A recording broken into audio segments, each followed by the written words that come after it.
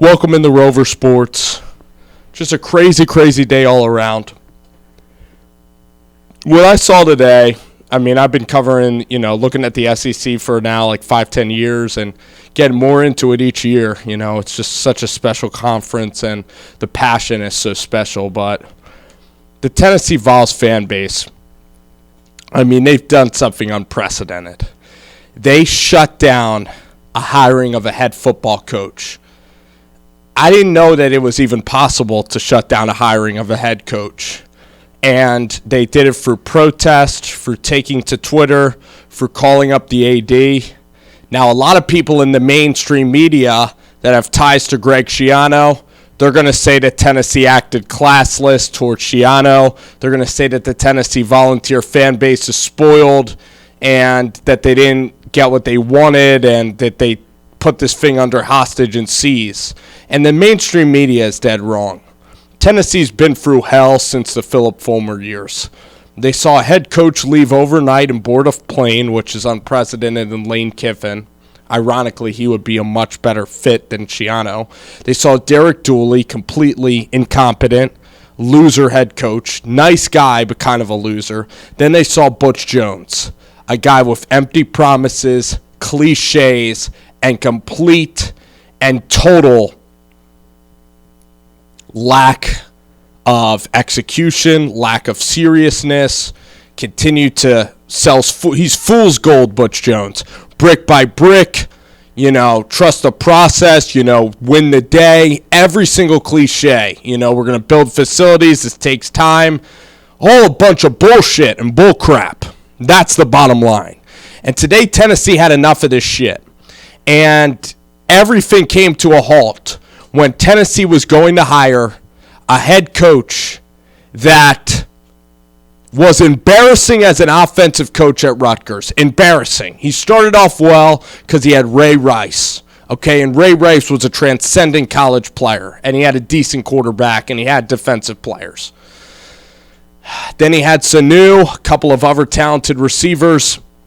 He had Gary Nova and just a horrible offense. He had Jake Bentley's brother that was actually a good player who played down in Burns, South Carolina at Rutgers. And he didn't develop that quarterback position at all. And in fact, he treated Jake Bentley's brother Chase like awful. Treat him like a prisoner. He never would put him in the game, even when the head guy was doing, better. Gary Nova was the starter at Rutgers, and Coach Schiano had had an agreement with St. John Bosco in New Jersey. He didn't play the better players at Rutgers. He was shit at Rutgers. Then he went to the NFL, and at Tampa Bay, he ruined that franchise completely from the inside out. Destroyed them, trashed the players, had a terrible relationship with the owner, and just didn't get along with the people of Florida at all. He had, a decent defense, but he was a complete jerk, and a lot of players will tell you that Schiano's a cold jerk, okay? That he's a hothead, his temperament is terrible, he blows up at the sidelines, and if you ever watch Schiano as a head coach, you know that he blows up at officials all the time, and that, he doesn't support his fan base. He, in fact, against the Giants, when the game was over, Greg Schiano, in one of the most classless things I've ever seen in football during a victory formation when the winning team's going to kneel, he bum rushed the team. And I think the Giants were up by 2 scores, and he insisted that his players tried to go in there and literally play the play like it was an actual play, and the Giants' offensive line almost got injured. Could you imagine Peyton Manning sitting there today at his alma mater and watching as his alma mater almost hired a head coach that almost injured his brother during a play that was a meaningless play at the end of a ball game? Greg Schiano. And I didn't even get to the Penn State allegations, and a lot of people covered up and screwed that up. Okay, and I do believe in second chances, and what he did was wrong. I do believe you can recover. What the Penn State situation with Sandusky is a terrible, terrible situation. But Greg Schiano is a horrible, horrible football coach. The fact that he's even getting considered for another job is beyond me. He's failed at every spot. Lane Kiffin's different than Greg Schiano. Lane Kiffin, although he's failed at every spot, and although he's burned a couple of bridges, Lane Kiffin has built relationships. Lane Kiffin has built relationship with his players. Lane Kiffin went to Nick Saban. Lane Kiffin has changed. Lane Kiffin is now, he took his lumps, Lane Kiffin. He's at a Conference USA school, and he turned Florida Atlantic in 1 year into a 9-win football program that is doing things that program's never done. Now, if Greg Schiano, was jovial on Twitter, had as tight of a locker room as FAU has, and was changing a MAC program and took his lumps, then I think that higher up Power 5 programs, if they hired Schiano, then it wouldn't be far-fetched. But for Tennessee, for a guy that hasn't coached, that as a head coach has failed everywhere, hasn't even taken his lumps and gone to a smaller program, and you're relying on a 9-4 season that happened 10 years ago, you're completely and totally insane. Guy's a jerk. Guy cannot coach offensive football anywhere he's been. No offense whatsoever. None. His defense got destroyed by Iowa. His defense got lit up by Oklahoma. His defense has 5-star recruits, and they play in the Big Ten Conference where they have to go against Michigan, Michigan State. The Big Ten has never had a quarterback that has gotten drafted in the first round since 98. I think Kerry Collins. That's like 20 damn years. A Big Ten quarterback has never been selected in the first round. Greg Schiano's in the Big Ten right now with awful quarterback play. And Ohio State, with all the athletes that they have, they go to Kinnick, they go to Iowa City, and they get lit the heck up by a quarterback in Nate Stanley and an offense that hasn't scored on anybody, okay?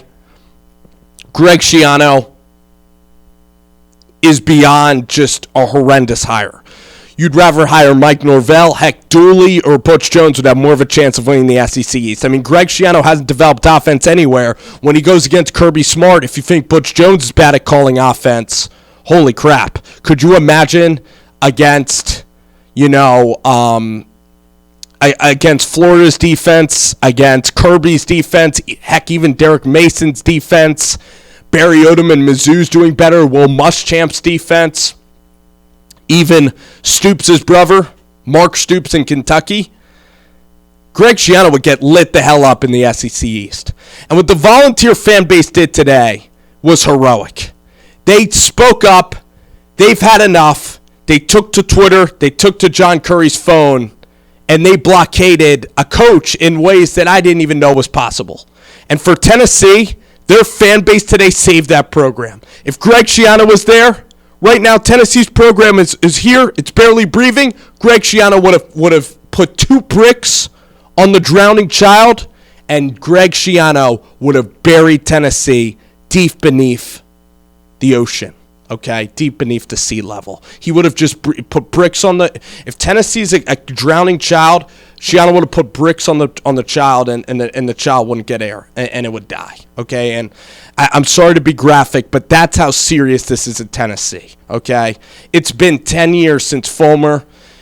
It's been disaster after disaster. The fans spoke up today, and I'm tired of people that say, oh, Tennessee doesn't deserve this. Tennessee thinks they're a 10 when they're a 6. Those people are losers that said that this protest wasn't necessary. And when Tennessee gets the right football coach and Tennessee goes on to possibly win a national championship, you know what those damn fools are going to be doing that said this wasn't necessary? They're going to be on their couch, and you know what? They're going to say that they're not mad, but they're going to be jealous. They're going to be jealous of the Vol fan base. They're going to be jealous that they didn't have people out there like Clay Travis, who doesn't mind burning bridges to get the truth. They're going to regret and be jealous that they don't have guys like John Reed that'll drive an hour to the airport just to periscope to see if John Gruden's the head coach. Just to go to the Tennessee today. John Reed, 1015 Knoxville, salt of the earth, incredible guy.